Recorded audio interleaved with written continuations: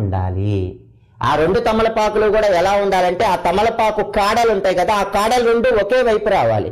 ఒక తమలపాకుకి కాడ ఒకవైపు, ఇంకొక తమలపాకు కాడ ఇంకో వైపు వచ్చి మధ్యలో పచ్చకర్పూరం ఉంటే పరిహారం పనిచేయదు. 2 తమలపాకులకి కూడా కాడలు ఒకే వైపు రావాలి, మధ్యలో పచ్చకర్పూరం ఉండాలి. అలా ఉంచిన తర్వాత ఒక కాగితం తీసుకోండి.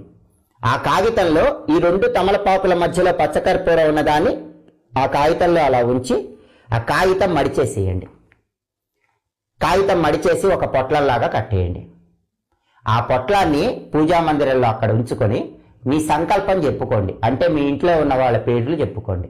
మీ ఇంట్లో ఉన్న వాళ్ళ పేర్లన్నీ చెప్పుకొని మాకంతా అనుకూలంగా ఉండాలనుకొని అక్కడ భగవంతుడికి హారతి ఇచ్చి ఆ పొట్లాన్ని మగవాళ్ళైతే పర్సులో పెట్టుకోండి, ఆడవాళ్ళైతే హ్యాండ్ బ్యాగ్లో పెట్టుకోండి, పిల్లలైతే స్కూల్ బ్యాగ్లో పెట్టుకోండి. వారం రోజుల వరకు దాన్ని మార్చాల్సిన అవసరం లేదు.